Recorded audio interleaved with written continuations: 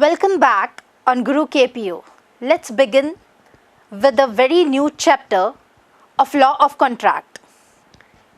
In today's lecture, we'll be dealing with consideration, pratifal, the third essential element of contract. Section 2D of Indian Contract Act 1872 says, when at the desire of the promiser, the promisee or any other person has done or abstained, does or abstains, promises to do or to abstain, such act or abstinence or promise is called consideration. Section 2D Indian contract act की consideration की बात करती है. Definition दी हुई है section 2D के अंदर. क्या कहता है definition?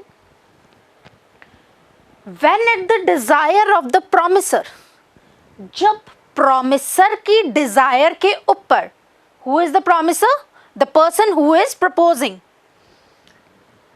When at the desire of the promiser, promiser की इच्छा के अनुसार, the promisee or any other person, promisee या कोई और व्यक्ति, has done or abstain, कोई काम कर चुका है या करने से रुका है, कोई काम करता है या करने से रुक रहा है, does और abstains, या किसी काम को करने का प्रॉमिस दे रहा है या ना करने का प्रॉमिस दे रहा है, such act or abstinence or promise is called consideration. मैंने आपको ऑफर दिया था कि क्या आप मेरी गाड़ी 1 लाख रुपए में खरीदेंगे? आपने कहा जी बिल्कुल मैम, हम 1 लाख रुपए में आपकी गाड़ी खरीदेंगे. तो दैट मीन्स मैंने आपसे प्रॉमिस मांगी कि क्या आप मेरी गाड़ी 1 लाख रुपए में खरीदेंगे, और आपने कहा जी हाँ बिल्कुल हम 1 लाख रुपए में खरीदेंगे. तो आपने कहा कि हम अगले महीने आके आपकी गाड़ी खरीदेंगे. दैट मीन्स आप प्रॉमिस कर रहे हैं नेक्स्ट मंथ आकर मेरी गाड़ी खरीदने की, मुझे 1 लाख रुपए हैंड ओवर करने की. तो कंसीडरेशन आपने मुझे अभी नहीं दिया है, प्रॉमिस किया है आपने कंसीडरेशन देने का 1 महीने के बाद. तो यहाँ पर वो कंसीडरेशन, वो प्रॉमिस जो है आपका, वो क्या कहलाता है? कंसीडरेशन कहलाएगा. इस डेफिनेशन के तौर पर हम ये जान सकते हैं कि कंसीडरेशन के एसेंशियल एलिमेंट्स क्या होंगे. सबसे पहला, यदि मैं प्रतिफल या कंसीडरेशन की बात करूं तो ये कंसीडरेशन प्रॉमिसर की इच्छा पर ही दिया जाना चाहिए. आप अपने मन से यदि किसी के लिए कुछ कर रहे हैं बिना उस पर्सन के कहे, तो दैट इज ग्रैटिट्यूअस एक्ट, वो कंसीडरेशन नहीं काउंट होगा. नेक्स्ट, द प्रॉमिसी और एनी अदर पर्सन. अब ये हो सकता है कि कंसीडरेशन आप दे रहे हैं या कोई और दे रहा है, इट डजंट मैटर. जैसे फॉर एग्जाम्पल, या तो आप मुझे 1 लाख रुपए दे रहे हैं या आपके फादर या मदर मुझे 1 लाख रुपए दे रहे हैं, तो मुझे तो 1 लाख रुपए से मतलब है, दैट डजंट मैटर. लेकिन वो 1 लाख रुपए आप मेरी डिजायर के अनुसार दे रहे हैं, आप अपनी मर्जी से नहीं दे रहे हैं. तो this is second essential element of consideration. Third, in 3 points से हमें पता चलता है कि जो कंसीडरेशन है वो पास्ट भी हो सकता है, प्रेजेंट भी हो सकता है और फ्यूचर भी हो सकता है.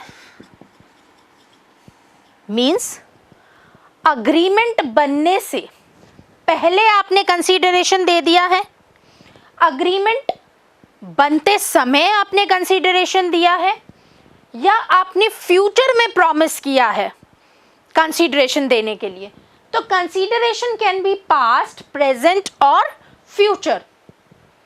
इन सभी एसेंशियल एलिमेंट्स को हम वन बाय वन डिटेल में समझते हैं। सबसे पहले हम समझते हैं कि कंसीडरेशन क्या होता है। देखिए, ए ने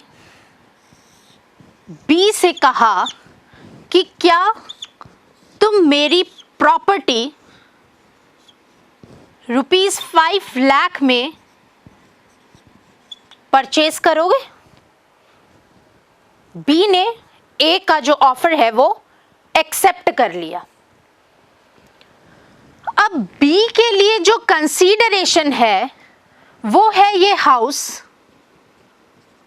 और ए के लिए जो कंसीडरेशन है वो है दिस अमाउंट ₹5 लाख। किसी भी ऑफर के बदले, एक्सेप्टेंस के बदले दोनों को जो फल मिल रहा है, प्रतिफल मिल रहा है, फ्रूट मिल रहा है, दैट इज कॉल्ड कंसीडरेशन। अब ये किसी भी फॉर्म में हो सकता है, मॉनेटरी फॉर्म में भी हो सकता है, कोई सर्विस के फॉर्म में भी हो सकता है, और किसी चीज के एब्सटेनेंस फॉर्म में भी हो सकता है। दैट मीन्स यदि ए बी को कुछ करने के लिए यदि मना कर रहा है और बी ए के कहने पर वो काम नहीं करता है, तो ए के लिए बी का एब्सटेन होना किसी काम के लिए क्या है? कंसीडरेशन है। फॉर एग्जाम्पल, यदि मैं आपको ऑफर दूं कि बच्चों मुझे आज तुम पढ़ाते वक्त बिल्कुल तंग मत करना, यदि आप परेशान नहीं करेंगे तो मैं आपको पिकनिक पे लेके चलूंगी। तो अब देखिए, यहाँ पे कोई भी मॉनेटरी कंसीडरेशन नहीं है, आपने मुझे परेशान नहीं किया, एब्सटेन हुए आप मुझे परेशान करने से, अपने आप को आपने रोका, तो वो आपका रोकना मेरे लिए क्या हो गया? कंसीडरेशन हो गया।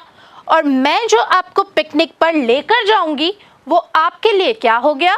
कंसीडरेशन हो गया। तो हमने अभी समझा कि कंसीडरेशन का मतलब क्या होता है। दोनों ही पार्टीज एक दूसरे के लिए जो काम कर रही है, जो फ्रूट मिल रहा है, उसको हम क्या कह रहे हैं? कंसीडरेशन कह रहे हैं। अब ये कंसीडरेशन सबसे पहला एसेंशियल एलिमेंट है कि ये कंसीडरेशन प्रॉमिसर के डिजायर पर होना चाहिए।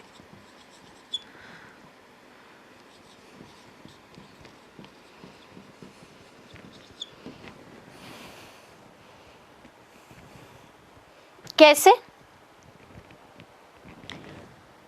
एक एग्जाम्पल है, इसमें एक केस है बलदेव प्रसाद का केस।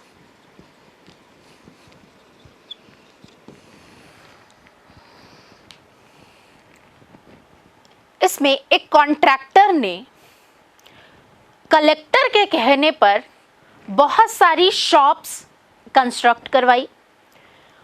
उन शॉप्स का जो यूनियन मिनिस्टर था उसने शॉप के कंस्ट्रक्शन को देखकर खुश होकर जो कंस्ट्रक्टर था उसको प्रॉमिस कर दिया कि भाई मैं आपको जितनी भी सेल होएगी उसका कुछ परसेंटेज आपको दिलवाऊंगा सभी शॉप्स से। सेल स्टार्ट हुई, जो कॉन्ट्रैक्टर था वो पहुंच गया यूनियन मिनिस्टर के पास कि दिलवाइए सर, आपने प्रॉमिस किया था। तो अब कॉन्ट्रैक्टर ने, यूनियन मिनिस्टर ने कहा कि जी नहीं, मैं नहीं दिलवा सकता आपको, क्योंकि शॉपकीपर्स जो है वो रेडी नहीं हो रहे। तो इस कॉन्ट्रैक्टर ने यूनियन मिनिस्टर पर केस फाइल कर दिया। अब हुआ क्या, कोर्ट ने कहा कॉन्ट्रैक्टर को कि क्या यूनियन मिनिस्टर ने शॉप्स के आपको कहा था कि आप जो ये दुकानें हैं वो कंस्ट्रक्ट करवाएं? तो कंस्ट्रक्टर ने कहा जी नहीं, मुझे तो कलेक्टर ने कहा था। तो यहाँ पर कोर्ट ने ये डिसीजन दिया कि कंसीडरेशन वही होगा जो आप प्रॉमिसर की डिज़ायर पर देंगे। यहाँ पे शॉप के यूनियन मिनिस्टर ने आपसे किसी भी शॉप को कंस्ट्रक्ट कराने के लिए नहीं कहा था। तो ये जो कंस्ट्रक्शन आपने किया है वो शॉपकीपर्स के लिए कंसीडरेशन नहीं है, बिकॉज उन लोगों ने आपसे इसकी डिजायर, अपनी इच्छा व्यक्त नहीं की थी। चलिए नेक्स्ट पॉइंट देखते हैं। हमने देखा कि जो कंसीडरेशन दिया जाएगा वो प्रॉमिसर की डिजायर के ऊपर ही दिया जाएगा। ठीक है जी। सेकंड पॉइंट हमने देखा था कि कंसीडरेशन देगा कौन? बाय द प्रॉमिसी और एनी अदर पर्सन। कंसीडरेशन कौन दे सकता है? या तो प्रॉमिसी खुद या फिर कोई और पर्सन। ये पॉइंट बहुत ही इंपॉर्टेंट है आपके एग्जामिनेशन पर्सपेक्टिव से।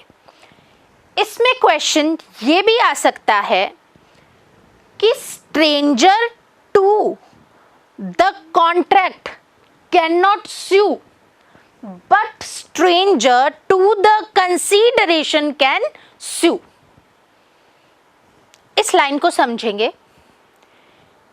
वो व्यक्ति जो संविदा का पक्षकार नहीं है, कॉन्ट्रैक्ट की पार्टी नहीं है, जो पर्सन, मतलब जिसने ना ऑफर दिया ना जिसने एक्सेप्टेंस दिया, वो पर्सन जो है वो केस फाइल नहीं कर सकता in the case of breach of contract. लेकिन ऐसा व्यक्ति जो कि स्ट्रेंजर टू कंसीडरेशन है, मतलब जो कंसीडरेशन नहीं दे रहा लेकिन जिसके लिए कोई और व्यक्ति कंसीडरेशन दे रहा है, वो व्यक्ति केस फाइल कर सकता है। इस लाइन को आप इस केस से समझेंगे, चिन्नैया वर्सेस रामैया का केस।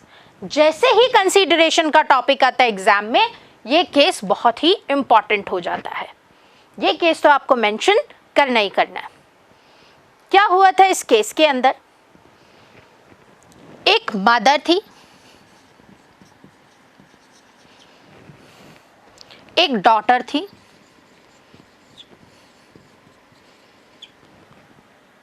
और एक आंट थी। मदर ने अपनी डॉटर को कहा कि मैं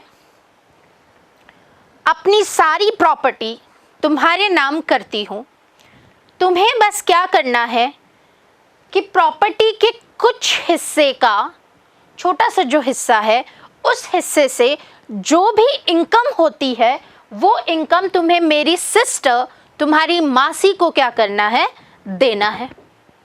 डॉटर ने अपनी मदर को कहा ओके। तो एक कॉन्ट्रैक्ट हुआ मदर और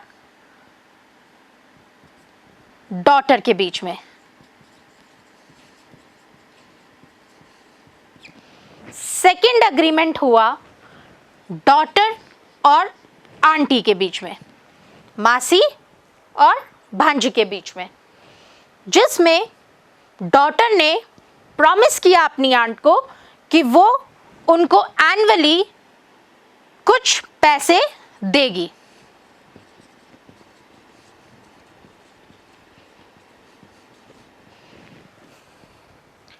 अब थोड़े टाइम बाद क्या हुआ, कुछ टाइम तक तो ये जो डॉटर है वो अपनी मासी को एनुअली पैसा है वो भेजती रही। आफ्टर सम टाइम डॉटर की जो मदर है वो डेड हो जाती है।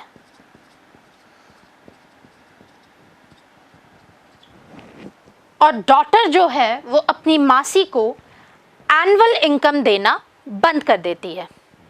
तो ये जो मासी हैं वो क्या करती हैं? केस फाइल कर देती है डॉटर पर।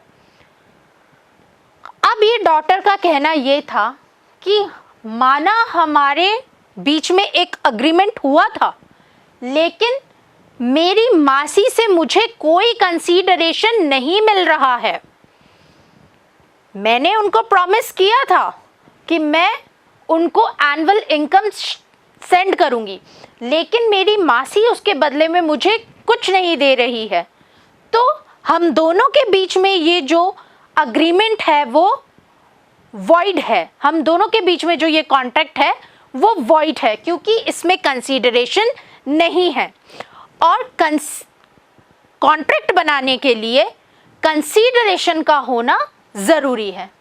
तो यहाँ पे कोर्ट ने इस केस के अंदर ये डिसाइड किया कि जो कंसीडरेशन है ऑन द बिहाफ ऑफ मासी वो मदर दे चुकी हैं।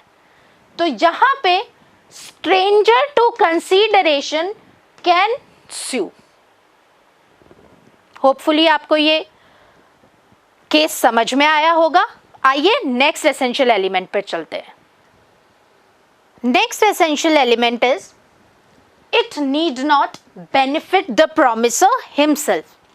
देखिए, ये कंपल्सरी है कि प्रॉमिसर की डिजायर पर ही आप कुछ करेंगे, लेकिन ये ज़रूरी नहीं कि प्रॉमिसर ने जो आपसे डिज़ायर की है, जो इच्छा व्यक्त की है, वो प्रॉमिसर के खुद के बेनिफिट के लिए हो। जैसे अभी अभी हमने चिन्नैया वर्सेस रमैया का केस देखा था, जिसमें मदर ने अपनी सारी प्रॉपर्टी अपनी डॉटर को दे दी थी और बदले में कंसीडरेशन क्या मांगा था, क्या डिज़ायर की थी कंसीडरेशन की, कि इस प्रॉपर्टी में से एक पर्टिकुलर हिस्से से जो भी इनकम डॉटर को मिले वो अपनी आंटी को दे दे। तो यहाँ पे बेनिफिट किसका हो रहा है? मदर की सिस्टर का, ना कि मदर का खुद का। नेक्स्ट देखेंगे, it must be something more than the promisor's existing obligation.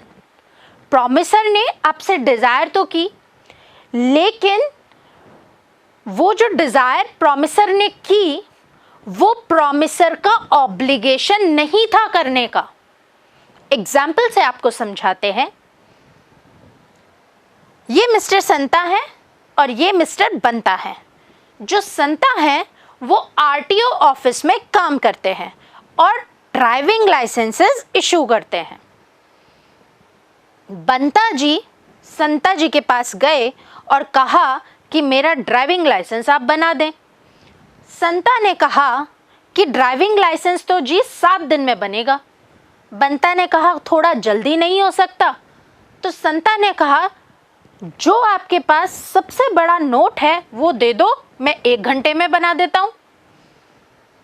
बंता ने कहा ओके। संता ने डिजायर की सबसे बड़े नोट की, ड्राइविंग लाइसेंस बनाकर दे दिया, जो 7 दिन में बनना था वो 1 घंटे में बना के दे दिया। अब बंता ने कहा नहीं देता पैसे, जा भाग जा। तो यहाँ पे संता जो है उसका ऑब्लिगेशन था, उसकी ड्यूटी थी ड्राइविंग लाइसेंस बनाकर देने की। यहाँ पर हम हमारे बंता को कंपेल नहीं कर सकते, विवश नहीं कर सकते कि वो कंसीडरेशन उसको दे जो इसने डिजायर की थी। क्यों? क्योंकि संता की ऑब्लिगेशन थी, ड्यूटी थी कि वो ड्राइविंग लाइसेंस इशू करे। जो ऑलरेडी आपकी ड्यूटी है उसके लिए आपको कंसीडरेशन नहीं दिया जाएगा। It must not be unlawful. जो कंसीडरेशन आप दे रहे हैं वो अनलॉफुल नहीं होना चाहिए। मतलब लॉ के द्वारा वो कंसीडरेशन बैन नहीं किया हुआ होना चाहिए। फॉर एग्जाम्पल, मैंने आपसे कहा कि आप मेरी एक पिक्चर पेंट करके दे दीजिए। आपने कहा ओके। आपने कहा कि पिक्चर पेंटिंग की जगह हमें पैसा नहीं चाहिए, हमें तो चरस या गांजा चाहिए। तो नाउ दिस चरस एंड गांजा इज अनलॉफुल कंसीडरेशन। तो कंसीडरेशन जो है वो अनलॉफुल नहीं होना चाहिए। Next, it must be certain. Promiser ने आपसे किसी चीज की डिजायर की है तो वो सर्टन होनी चाहिए, इफ एंड बट की उसमें कंडीशंस नहीं होनी चाहिए। फॉर एग्जाम्पल, मैं आपसे कह रही हूं कि आप मेरी गाड़ी खरीद लीजिए, अब उसके बदले या तो आप मुझे 1 लाख रुपए दे दीजिए या आप मुझे 2 लाख रुपए दे दीजिए। तो this consideration is not certain. एक निश्चित कंसीडरेशन की डिमांड होनी चाहिए। Next, it should not be impossible. जो कंसीडरेशन प्रॉमिसर डिजायर कर रहा है वो इम्पॉसिबल टू परफॉर्म नहीं होना चाहिए।